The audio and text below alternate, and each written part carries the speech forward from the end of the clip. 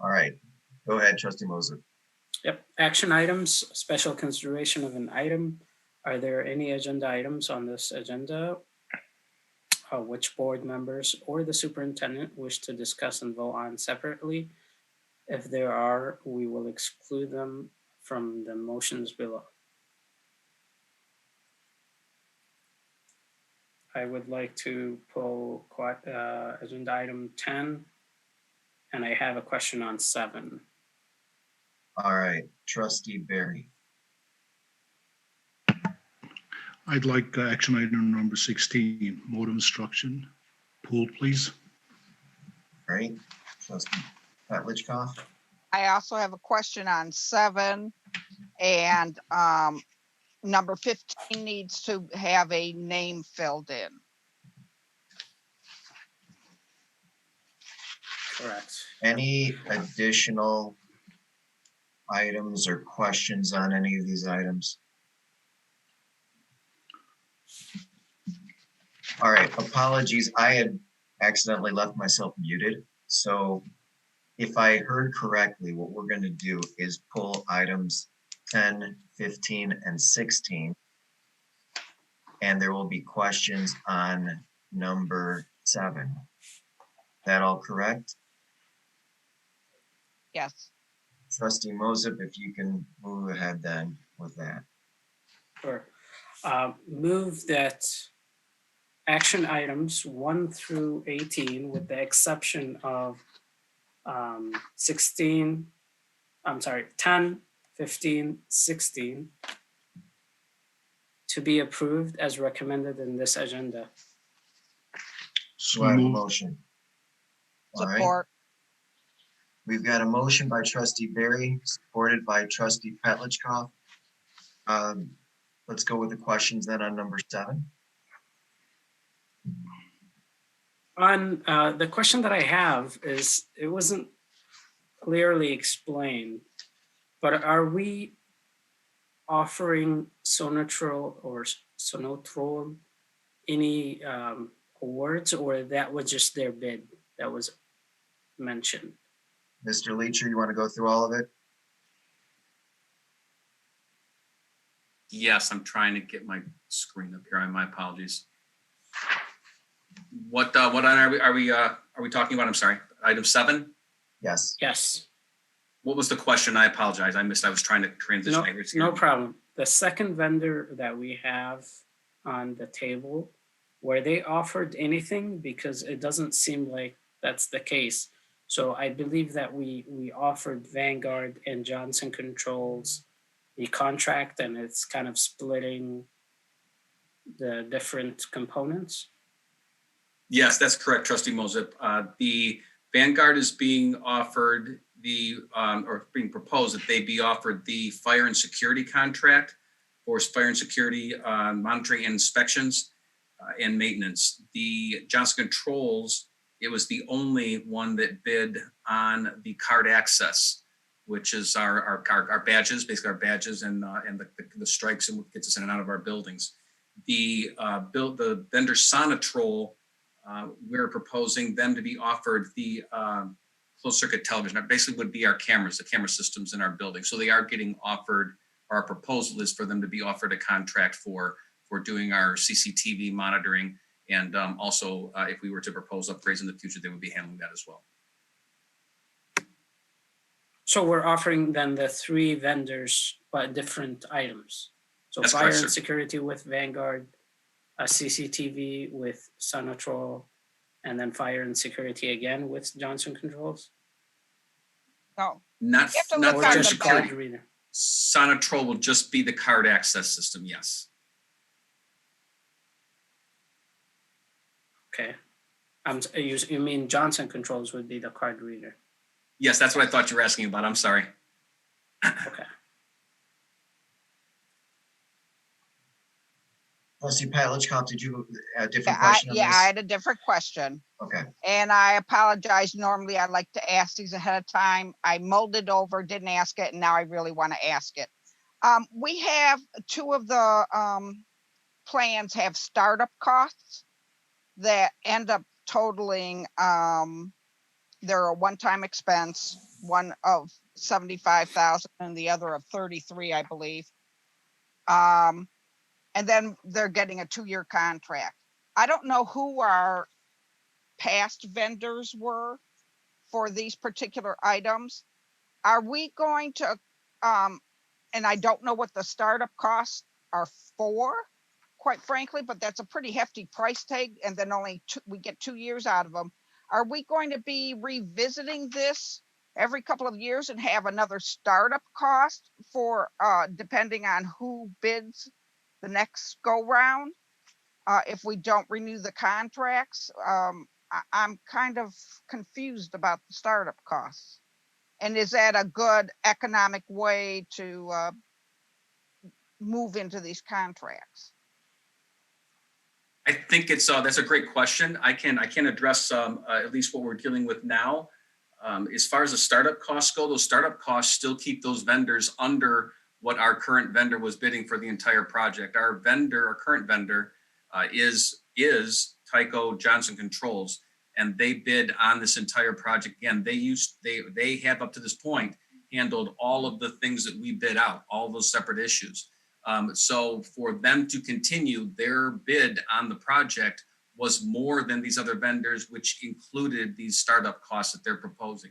And those startup costs, I did ask about those, at least where Vanguard was concerned, and it pretty much transitions into the other vendors as well. There's a lot of labor involved in transitioning into, for a district our size, to get another vendor on board to get all of their equipment, the labor involved in hooking up with dialers and communication systems and monitoring, and all that stuff is going to take a lot of man hours. Most of that is absorbed in man hours. Now, that was a max amount as well with Vanguard.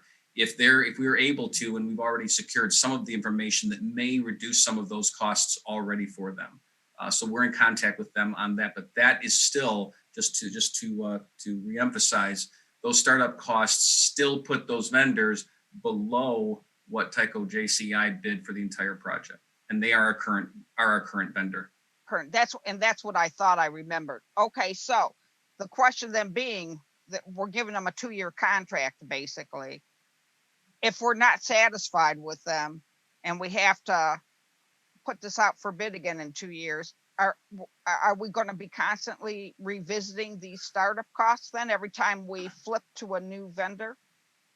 We could be looking at startup costs again, but obviously that would be a board decision to evaluate that. And if those startup costs are more exorbitant than the current contract we're dealing with, then it would be the board to decide if that's a prudent decision or not. But I think for what we're dealing with right now, this is the we need to go in. Okay, so but this is the cost of doing business, I guess, with these types of vendors is what you're saying. Yes, ma'am. Yes, ma'am. All right. Mr. Leach, 2 quick questions. One piggybacking off what Trustee Petlicoff was just asking. You're saying that our current vendor is more expensive even when you account for the startup costs of these new proposals? Yes, that's correct. That's correct. And the what we're proposing would the initial part of this is for the first year plus what gets us through the remainder of this school year and gets us on a fiscal cycle that's concurrent with the board's fiscal year. There is a 3rd year as well that would be part of this contract, obviously with board approval, pending board approval. The other question is with having one vendor currently handling all of this, how seamless would it be then to all of a sudden now having 3 different companies handling these different segments? Are we going to be able to still have the same synergies? Yes, I believe that we will, and our team believes that we will. One of the things that we have found is that when you, for lack of a better term, put all your eggs in one basket, that if you have issues, those issues translate into or transition into some of those other services. We believe by keeping some of these services separate, we'll actually be able to have more control and be able to get a better product for the district. Thank you. President Thorpe, I believe D'Ambrosio. Mr. Wall, President Thorpe, I believe Mr. Wall is trying to engage into the discussion, just FYI. And Trustee D'Ambrosio is also got his hand raised now. Just one. Yeah, basically, comment. Go ahead, Pat. Is there any cost factors as far as maintenance goes over these startup costs? You know, most of these startup costs, anytime you change systems, you're going to have a startup cost. So you're not going to get away from a startup cost, as I found in the past in doing business with different computer companies and everything. But is there an additional hourly rate attached to these contracts for them coming in and doing service work? Yes, there are rates, and that would be part of the contract that we negotiate with them. But we have all those. Those are all part of the included in the exhibits as they submitted as part of their bid proposal. Was their hourly rates? Thank you. You're welcome. Just want to make a couple of comments. One of the things we experienced, we've been with JCI for well over 10 years. And over that time, a lot of the paperwork and the combination of all of them have been really tangled up. And it's very hard for us to kind of separate them and really get the true cost of this contract. This contract was over $600,000 when we started. And as you can see, as the cost, we're now within the $250 range. So there's a significant savings by us breaking it up, clarifying all those gray areas in the contract. So regardless of what we do, we need to have a clean start with all these programs. And each contract is for only 1 year. And if we're not happy with it, we can always terminate and go out for bid again. Especially with the new vendors, it's the first time working with them. We want to make sure the arrangement works. Any additional questions, Trustee McDonald? You're still on mute. Just a question for Mr. Wall, because what you just said brings up questions. Are we in that same situation with some of the other things that we contract out, where it's just so massive that we could find savings perhaps if we broke it up? And we are, and we look at that every time we come back to the board for renewal, if this is something we want to. Another good example of that is our copiers and printers. If you remember back in 2015-16, when I first came on, there was a one brought forward to extend the current contract. Now that we've lived with it for the last 5 years, we're looking at that contract that's going to come up in another year and a half and start planning and looking possibly breaking that up, because that is also another large contract that we have done in the past. Thank you. I appreciate you doing that, because that's a savings that we can certainly meet by just doing due diligence. So thank you, Mr. Wall. No wonder you're award winning. All right. Any other questions on 7? All right, then I think it is time for us to do a roll call on the items excluding 10, 15, and 16.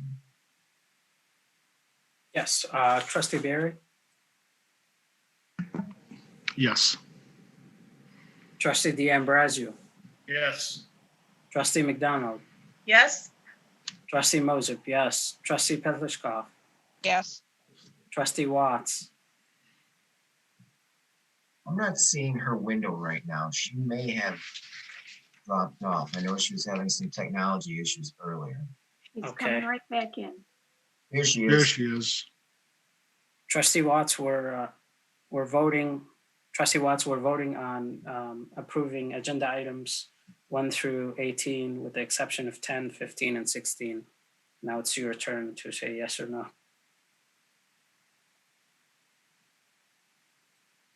Trustee Watts, what is your vote?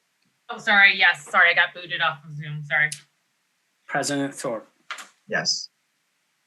Let's hold on before we do a summary so we can finish these last 3 items and then go through the summary altogether. Yes, that's fine. So the next item that we will look at then would be action item number 10. So I'd like to mention something about number 10 and why I asked for it to be pulled. I will be abstaining from this item as a family member is getting hired and confirmed today. So President Thorpe, you want to take the roll call for number 10? I will, and according to what I discussed with Dr. Mo, trustee Moses, I think you'd sign out for a second. Thanks. He would mute his camera and mute his volume, so he's not involved in any potential discussion. Thank you. Does anyone have any questions on item number 10? No, but since it was polled, I think you're gonna have to read it. Oh, do you have it? I have it in front of me. Okay, Let's see. just read Number- the action. Yeah, well, I'll just do a quick background. Number 10 is personnel items for board approval. Following the recommendations submitted to the board by the superintendent, move that schedule A8 resignation, schedule B8 rescinding of leave of absence, which is schedule C8, a leave of absence D8, and appointment be approved. So So moved. moved. Support. That was pretty close to a tie, but I think I'm going to give it to trustee Petlicoff with the motion and trustee Barry with support. Any discussion on this item before we vote on it? All right, we will have a roll call vote. Trustee Barry, Yes. trustee D'Ambrosio, Yes.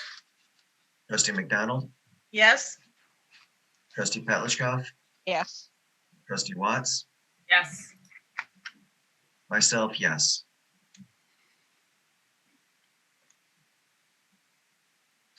Andy's back. Okay. All right, Hey, we're done with number 10, so you can take us on to number 15. sure. There is an election for an MASB Board of Directors position, one seat for Region 8, Group 5, the group in which Dearborn belongs. It's actually group 6, Oh, so yes, thank you. Roman numerals. Yes, for a 3-year term.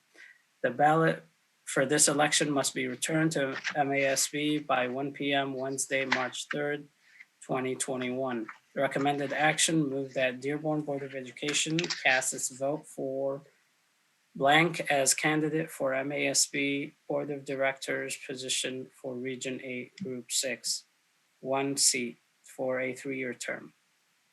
Would anyone want to put forward a name as the candidate? Trustee Petlicoff. Yeah, I studied the background information they gave on all 4 of the candidates. And we also received 2 emails from 2 of the candidates also. And after looking it over, my support would be for Bridget McQuiston.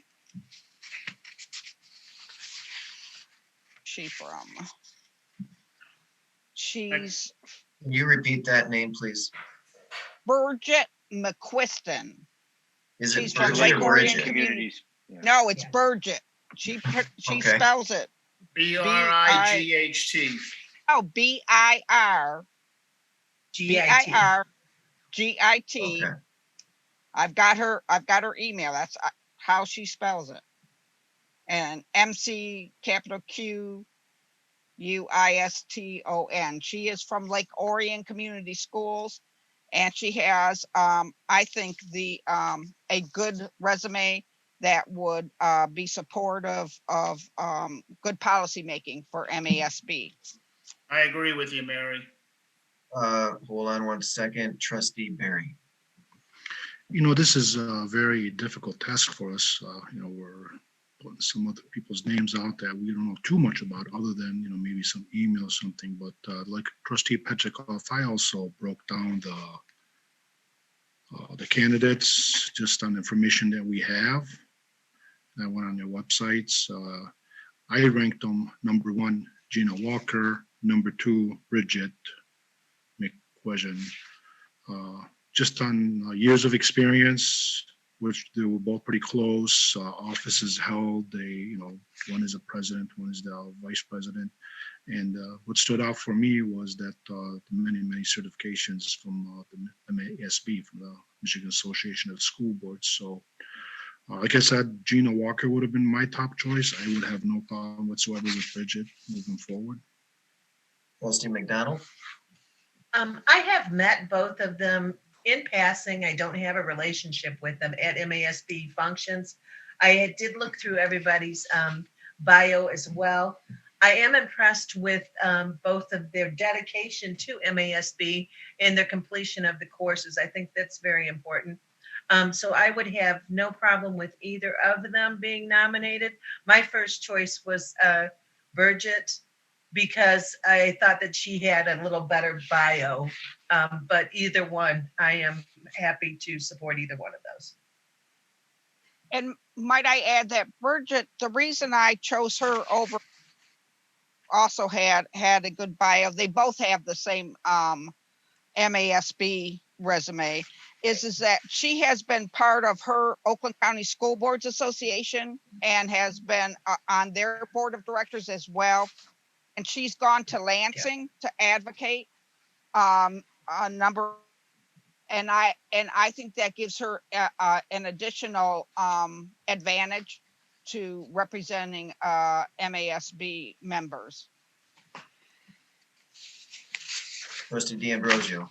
I kind of concur with Mary. I read all the different protege, and Gina is very good. But if I had to make a choice, I would say I would go along with Mary's. This is where we miss our former board member, God bless her soul, Pam Adams. She would know these people, and she Pam would knew everybody. tell us all about them. So God bless her soul. But yes, Mr. President, I have no problem whatsoever filling in Bridget's name in there. Okay, if there's no further discussion, I think we'd be ready to move forward with the name Bridget McQuiston as the So candidate. moved.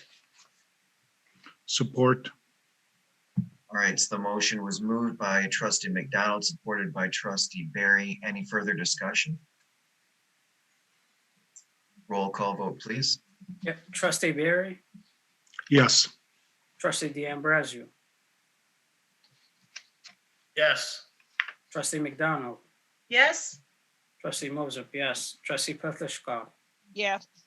Trustee Watts, Yes. President Thorpe. Yes, motion carries. Moving on then to Now, action item 16. Trustee mode of Barry, you had asked for instruction, this. so. I'm you would sorry, like me Trustee to- Moses. No problem. You'd like me to just to read the recommended action for this? Or the Yes. entire thing? Please. Yeah, recommended action is that move that board continue with the plan as approved on October 26th, 2020, November 9th, 2020, December 7th, 2020, January 11th, 2021, and January 23rd, 2021, until further discussion on March 8th, 2021. So moved. Support. Motion was moved by Trustee Petlicoff, supported by Trustee Moses. Discussion? Trustee Barry. President Thorpe, I would like to offer an amendment to our current plan, which would also amend our action item, our motion tonight. But I'd like to share some comments before I get to that amendment. Dr. Maleko, you and I have not been communicating like we did last year for obvious reasons, obviously for sure. But I can tell you that you and I are still on the same page, I think, moving forward. What do I mean by that? I mean that I've thought about this long and hard this past week, this past weekend. I did reach out to a few of my colleagues today just to kind of bounce some, what I was thinking. I'm going to refer to it as the Dearborn plan. The Dearborn plan for the last 5 months has held well and helped us tremendously.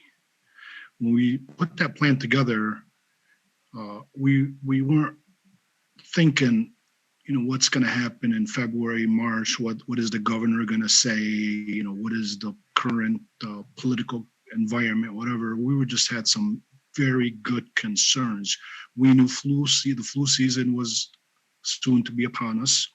We knew the holidays were probably going to get us in trouble, and we weren't wrong. Thanksgiving, Christmas, and New Year's. We were very, very, excuse me, we were very, very concerned with the health of our community members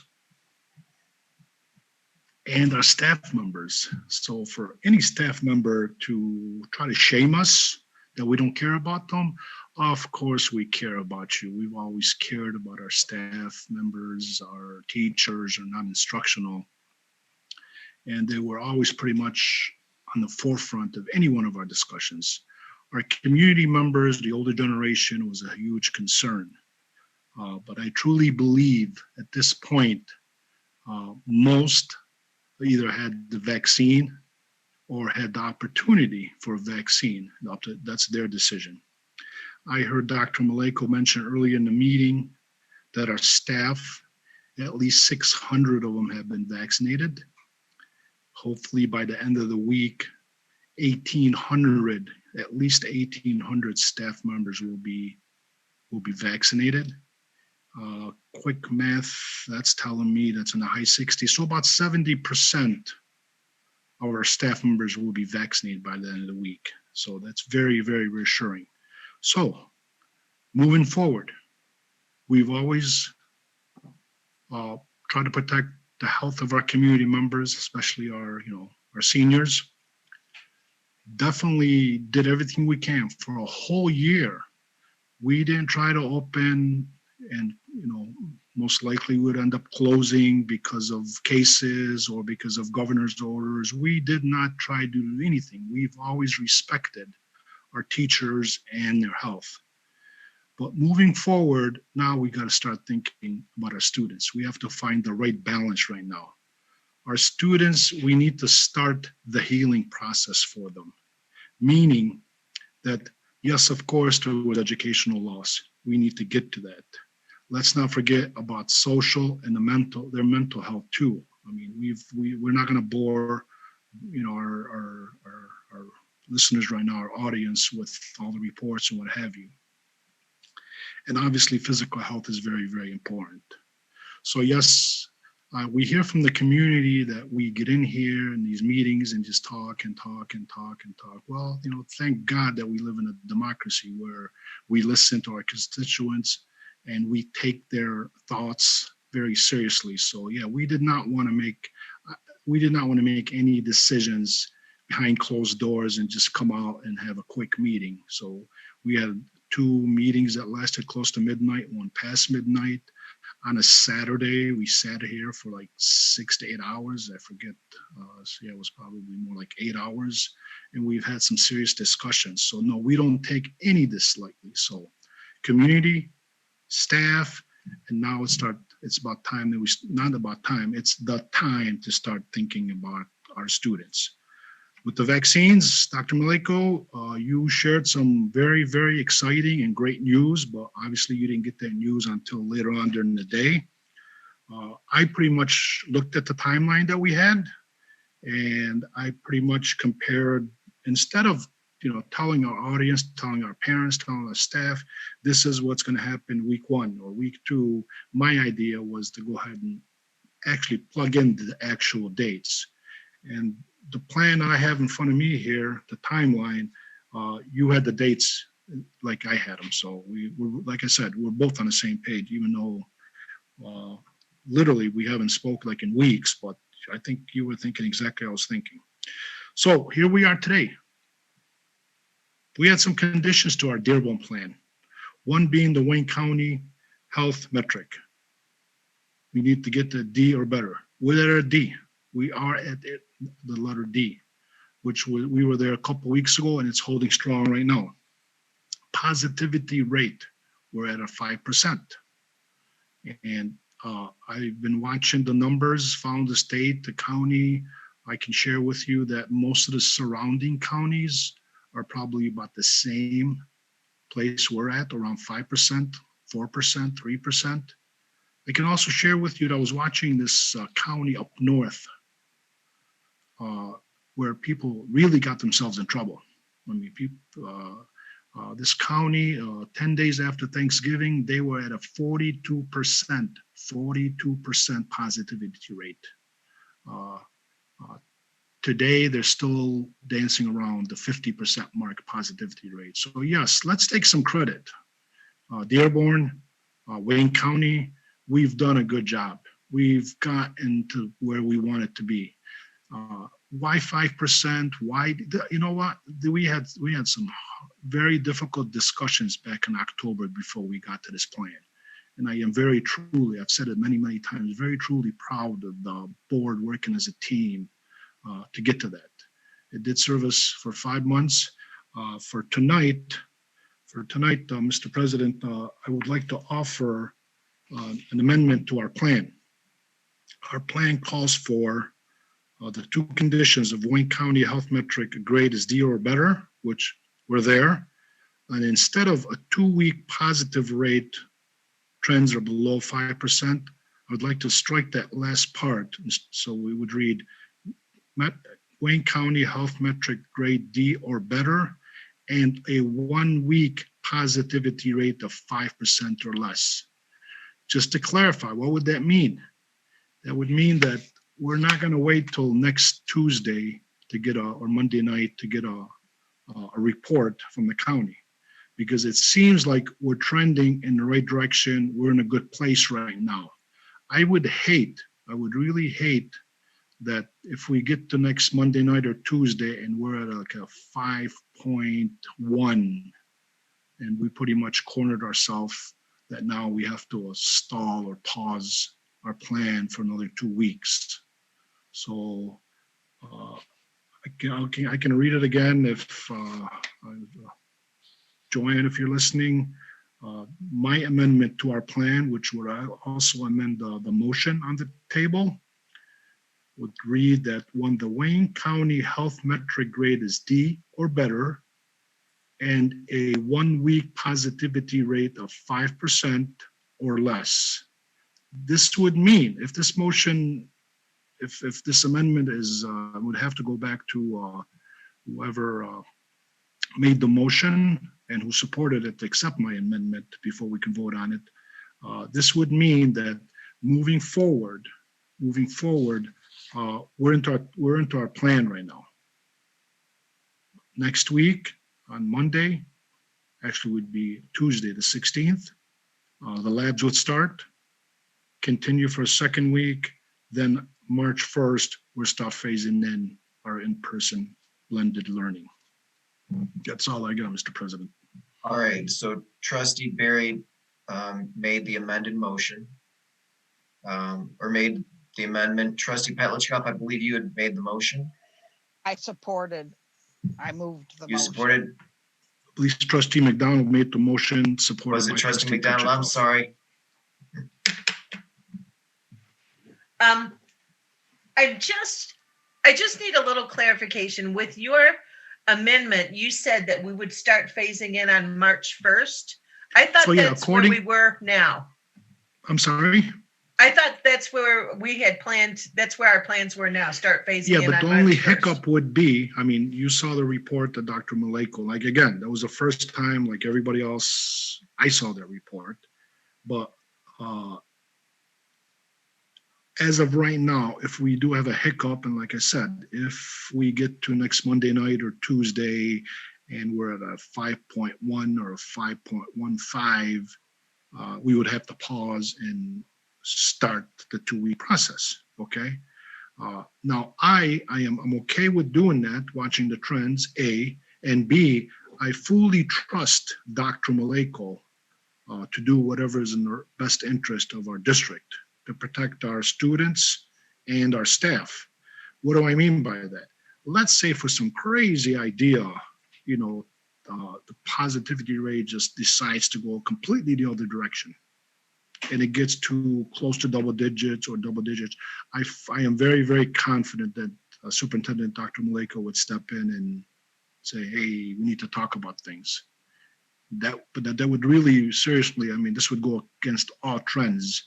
If we go from 3.83, 3.4, 5, to come up with the average of the 5% where we're at, it wouldn't make any sense. But if it did, like I said, I'm fully confident in Dr. Maleko and his team and administration to say, hey, okay, we know what we passed on Monday night, but we need to talk about this. I hope that kind of clarified things, Trustee McDonald. So the amendment is basically just where we are now. We will plan on phasing in on the first, as we've already talked, and start with the learning labs.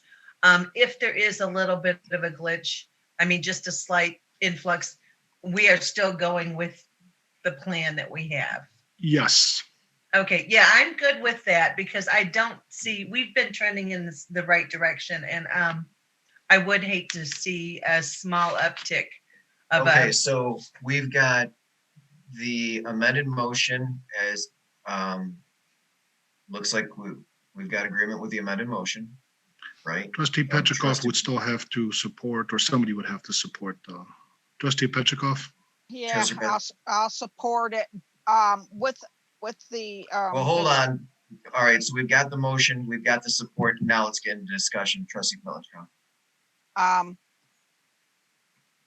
because we know that we've heard from staff tonight, and we've also heard from the flip side from parents, and they might be confused as to what we are doing with changing what we are anticipating in this reset of our matrix is by ensuring that our startup dates that Dr. Maleko posted at the beginning of the meeting would be able to take place come the following week, even if somehow. Now, are we going to say that this is a one-time deal? Well, what we've said then is we're locking in the dates that have already been mentioned. The So, only thing yeah. that we're saying now is that positivity rate matter going forward, it's going to be on the county matrix. It's going to be on, Dr. Maleko's got the flexibility to make a To change if shut it needed. down. And we will be reaching out to the Wayne County Health Department for their guidance also running into issues. But the 5% positivity is no longer needed because it initially is triggered us now. That's where I was getting at. What we're really saying is we're moving forward. That part is pretty much being reset by our entering back into the buildings. And these new reopening dates are what is going to be the deciding factor. Trustee Barrett, does that summarize what you were? We're not removing the 5% or less positivity rate. If this goes through, Dearborn Public Schools open for business according to the plan. I'm not going to repeat it. The only difference would be is we don't have to wait another week of reporting. That's the only difference. We're still, we're at 5, both conditions have been met. We're at a D and we're at 5% or less. But Both we're conditions have saying- met. What we're saying is we're removing the wait for another report next week. But is that for just this time frame, or is that moving forward? There is no, there is no. It's a separate item. Right. Actually, Yeah, completely. because a closure would be a separate Yeah, item. that's not moving forward. I'm trying to say, now we're at a different point in time since we reopened the buildings. Yes, all this is saying, Trustee Barry, if I got this right, is that we don't need to wait to see what the number is next week. Next We're week, moving right? forward. Period. Okay. Period. Is everyone clear on that? And if we have to come back to the table again, we will come back to the table. That's a whole again. different If discussion. we have a It's a whole different situation where discussion. we need to look at a close, we will have a special close or a special session. I just want to make sure everybody understands what we're. Very good. No, thank you. Thank you. Thank you. Trustee Moses, can we have a roll call, please? Trustee Barry, Yes. Trustee D'Ambrosio, yes. Trustee McDonald, yes, Trustee Moses, yes. Trustee Petrikov, Yes, Trustee Watts, Yes. President Thorpe. Yes. Motion carries. Trustee Moses, if you can go back and summarize the action Dr. Maleko items. had a question, I think. Oh, sorry, go on. Just a comment to make too, and I know it doesn't really relate to the motion, but just to remind everyone, and I had to switch my microphone, my AirPods died out again, because we tend to be on here for quite a while, but And I was on all day. But anyway, just a reminder that because of the holiday and the vaccine situation with Friday and Monday being off, that next Tuesday would be a half-day duty day, half-day async, just so that I'm just saying it more for the public so that everybody knows that next Tuesday, and then we would start phasing in after that with the learning labs. Thank you. All right, Trustee Moses, if you can do the summary of the items and item 10 passed. Summary of agenda items. Number 1, approval of warrants. Number 2, approval of award to 3 Chords/Therapy Travelers. Number 3, approval of award to DEFCAN. Number 4, approval of award to Healing Hands. Number 5, approval of award to Borhani Therapy Services. Number 6, approval award to Tyco/JCI. Number 7, approval of award to Vanguard, Sonotrol, Great Lakes, and Johnson Controls. Number 8, approval of award to Spectrum Industries, Inc. 9 through 12, approval of non-instructional and instructional personnel items per P12. Number 13, approval of financial statement. Number 14, approval of January 2021 graduates. Number 15, approval of 2021 MASB Board of Director candidate. Number 16, approval of mode of instruction. Number 17, approval of donations. Number 18, resolution to permit school boards to meet in person. Thank you very much. Next item, please. Next item is discussion item. 1 second. Yes.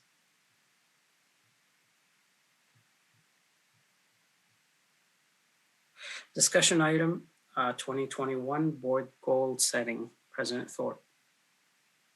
Last week, I sent something out to all the board members. This had been an item that was brought up at the retreat at the end of January. Due to time constraints, we didn't really get a chance to get to it, but I did want to revisit it.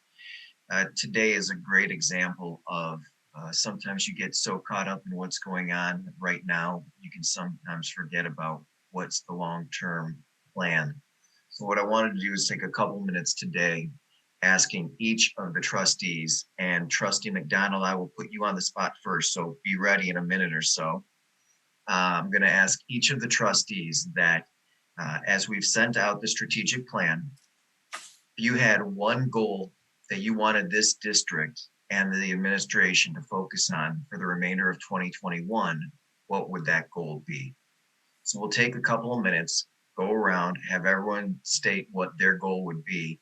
We start seeing commonality, then we can start to let the administration know what it is so they can begin coming up with plans, make sure that we're aligned for 2021. Is everyone clear?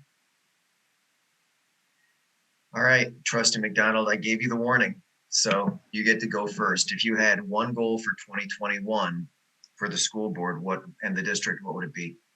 My number 1 goal would be addressing the learning loss that we know we're going to have. And that All right. includes social and emotional learning too, because we know that our students are going to suffer there as well. I'm just taking some notes.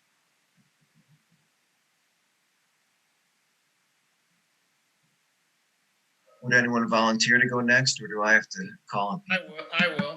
Trustee D'Ambrosio? Set our education and continue on a path of excellency. Can you say that again? Yeah, to set our education, continue to set our education on a path of excellency. Anything specific in that you were thinking? Well, our early learning program, you know, to continue to promote our trade schools. Okay. All right, so preparing the students for their post P12 lifestyle. Mm-hmm. Okay. Trustee Barry. Yes, continue working as a team. Talking about referring to my colleagues, dealing with the current pandemic with many, many issues that we need to talk about. And one of the most important ones was what Trustee McDowell mentioned, dealing with the learning loss and everything else that comes along with it. We need to keep that on the forefront, the healing process for our students. We promised our parents and our students and our staff that we're going to support them. Moving forward, we need to put actions behind those words. That's the most important thing. And I guess continue supporting Dr. Maleko and his team, which includes his directors, this crisis team, and very, very important, the nurses, the science. Science has helped us tremendously dealing with what we're dealing with, so we need to continue keeping an eye on it. When I say teachers, we always mention teachers as staff, is because you know what, we're in a business of educating and teaching, but I also mean the non-instructional, all of our staff. So Thank you. Trustee Moses. Yeah, my goal would be to ensure adequate resources for non-instructional staff, especially social workers and counselors, and seeing the issues related to mental health and what this pandemic has brought forward. I'd like to see an increase of that personnel by 10% by the end of the year to meet the demands that we currently have. Trustee Watts. This probably echoes a lot of what we've been hearing, but I think we need to go ahead and, like what the Trustee Moses was saying, and McDowell and Barry, I think mental health right now is that we're seeing that COVID is exposing what we knew years ago. So I think increasing our mental health and addressing our teacher burnout. Our students are tired, our parents are exhausted. So making sure that we're putting in strategies to support our staff so that they can support our students in the classroom. So whether or not that's through increasing social and emotional learning, mindfulness, also addressing trauma that our students and our parents have had. So I think there's a lot of healing that needs to be taking place because the classroom is not going to look the same. And I think we have to acknowledge those feelings that our students and our staff members have dealt with for almost a year now. Thank you. Trustee Petlishkov. Well, yeah, mine is going to incorporate everything as well. We knew the learning loss and the social emotional health issues was going to be our main focus moving forward. And I have to agree with Trustee Moses. I really wanted to focus on our counselors and social workers, especially at the high school level, where we've for years not been able to support the needs of our students who have a lot of a huge variety of issues that now more than ever is being exposed. So I agree that we need to give them more resources and find a way to build those communities within our buildings. The other thing is, and we had this conversation when we went into this. I know that when I was on the board and we hired Brian Whiston, and he came up with this pipe dream that he wanted these collegiate academies. And this was in 2008. We were in a recession and we all said, you're crazy. We're never going to get there. That's just a wonderful dream. And yet, lo and behold, these many years later, not only do we have one, we have, I think, 4 now successful academies to build upon besides dual enrollment. We found a way to build something and grow it. This year, we had to do a complete 180 in the way we had to educate our students. I don't want to throw everything away or put it on a back shelf once we get back to the normal school year, hopefully by next fall. I want us to dissect and analyze some of the things that we discovered in our virtual learning world that we have that could be good and could be an alternative opportunity for some of our students, and find a way to use it to our benefit down the road. So I think we need to not look at this as a complete loss for our community, but to find some of the positives out of it and build upon it and see if we can grow another alternative program for those students who actually found success under these trying times. So that's where I'm at. Thank you. Thank you. Trustee Watts, did you have an item to add? I'm sorry, I forgot to mention, I would be remiss if I didn't mention this. I would also like to see us increase our early childhood education program here in Dearborn. I think in the long term, we're seeing research coming out that shows the financial benefit of getting children and students into our classroom as early as we can. And I know that we started with the 3-year-old program, but also increasing those programs and making collaboration with the state of Michigan to see if we can increase our numbers with that. Thanks. The biggest item, oh, sorry, Trustee McDonald. You're muted. Just one thing that I want to add in general to the conversation, because of how everything has been just uprooted in the last year, this is a good time to just take a look at the way that we've done things in the past, and a lot of systemic changes and a lot of changes. This would be a good time to possibly implement those, as we've talked about before. Early start times, that's just one example, but this is the best time to not be stuck in the way we've done things before and kind of think out of the box. That's all I wanted to add. One item to me that stuck out was the learning loss. And to me, having seen it with my own kids and other kids, how much instructional time have they lost? Whether it was last spring when originally things didn't really count, and what's the point? And then getting back into things this fall, and we've heard from so many families where asynchronous days didn't work. We made the changes. I can't even understand or believe or begin to comprehend what it would be like to have young children right now and try to sit there with them on a computer. So we know that our children have lost a lot, and they haven't been able to get the instruction that they were used to getting previously. So anything that we can do to address the learning loss. We had a presentation on it earlier today. We'll wait to see what the state says, if they will expand the number of days that are required. We'll work with our employee groups to see what can be possible. But the learning loss is going to be the number one in my eyes. Nothing, I agree with the other things that were brought up, but for me, the learning loss is the number one. I took some quick notes from the different items that were listed, and the two main points that I was hearing were learning loss, and I'm going to say social emotional learning, but I'm kind of including mental health in there.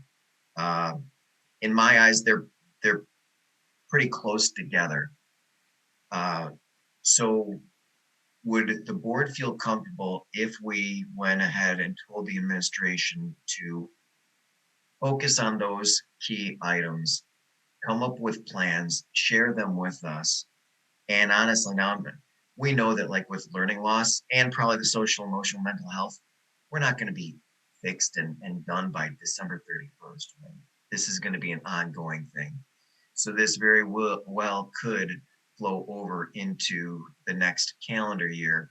And that would mean then Trustee McDonald possibly would be continuing on with these themes.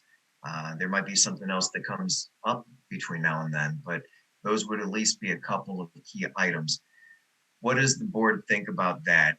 If we ask administration to work on plans, continue to work on the learning loss and ways that we can look and help out with social emotional learning / mental health, not just for our students, but also for our employees and for the community at large. We're here for everybody. Trustee Watts?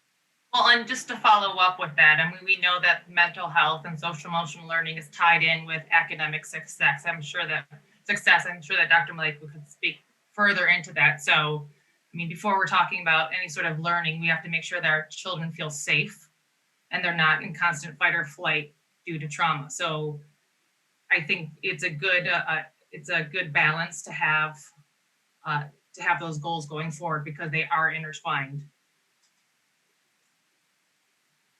Additional comments for this? Trustee Petlishkov. Well, I'm going to say, and Dr. Maleko will probably agree, they already know that this is where their focus has to be. I mean, I don't think we're giving them any directives that are a surprise. We're all on that page, and they're in the trenches, seeing it day to day. So I have the greatest confidence. I don't need to direct them to do it as much as support them in moving it forward. Trustee Moses, did you have your hand up?